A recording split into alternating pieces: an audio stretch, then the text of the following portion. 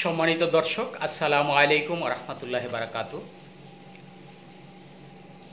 গত 21শে আগস্ট থেকে বাংলাদেশে পাহাড়ি অর্থাৎ ভারতের যে পাহাড়ি ঢলে যে বাংলাদেশ প্রায় 30টি অঞ্চলে প্লাবিত হয়েছিল, সেই বিষয়টা হয়তো অনেকেই জানেন। এবং এই একটি বিষয় নিয়ে অর্থাৎ যারা প্রধান সমন্বয়কারী ছিল, অর্থাৎ কোটা সংস্কার আন্দোলনের সাথে যারা জড়িত ছিল, তাদের মাধ্যমে এই ঢাকা বিশ্ববিদ্যালয়ের টিএসসি চত্বরে বিভিন্ন জায়গা থেকে, বাংলাদেশের বিভিন্ন জেলা এবং অঞ্চল থেকে যে ত্রাণ সামগ্রী, নগদ অর্থ, স্বর্ণ অলংকার সহ এই বন্যার্থদের সাহায্যার্থে যেসব উপকরণ, নগদ অর্থ, টাকা উঠেছিল, এই বিষয়টা নিয়ে গত কয়েকদিন ধরেই বাংলাদেশের বিভিন্ন পত্রপত্রিকা, ইলেকট্রনিক্স মিডিয়া এবং ফেসবুক, ইউটিউব সহ একেবারে চায়ের দোকান থেকে শুরু করে একেবারে সচিবালয় পর্যন্ত যেসব আলোচনা হচ্ছিল, ঠিক এই আলোচনাটাকে সমন্বয়করা এর পূর্বেও বলেছিল যে আমরা এটা হিসাব নিকাশ দেব, কিন্তু অনেকেই বলেছে তারা 7-8 কোটি টাকা তারা মেরে খেয়েছে, এটা ওটা অনেক কিছু। যাই হোক, গতকাল এই সমন্বয়করা মিলে, সবাই মিলে তারা একটি এই যে আপনার যে টাকা পয়সা উঠেছে সব কিছুর উপর একটি প্রতিবেদন প্রচার করেছে।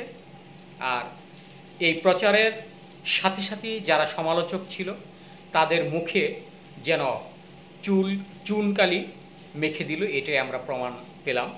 আসলে আমরা বাঙালি জাতি, আমরা কখনোই কোনো কথাকে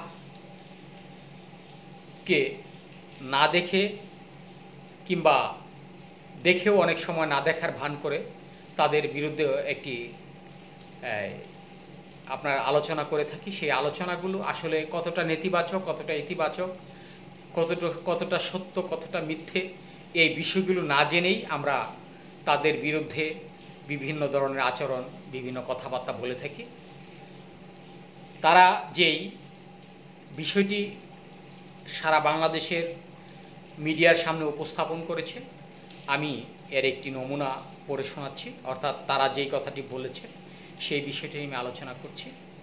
তারা বলেছে 21শে আগস্ট থেকে 30শে সেপ্টেম্বর পর্যন্ত 11,69,420 টাকা উঠেছে। এর মধ্যে ব্যাংক অ্যাকাউন্ট থেকে 78,57,216 টাকা, মোবাইল ব্যাংকের মাধ্যমে এসেছে 9,03,69 টাকা, ক্যাশ ডোনেশন যেটা সরাসরি ক্যাশ করেছে সেই টাকা থেকে এখান থেকে এসেছে 9,85,930 টাকা। আর আনুষঙ্গিক যেগুলো আদার্স যাকে বলে, আপনার যেমন স্বর্ণ অলংকার সহ আনুষঙ্গিক যেসব জিনিসগুলো, যেই টাকাগুলো তারা বিক্রি করে, ওই সম্পদগুলো বিক্রি করে যে টাকাটা উপার্জন করেছে অর্থাৎ আয় করেছে, সেটা হলো 6 লক্ষ টাকা।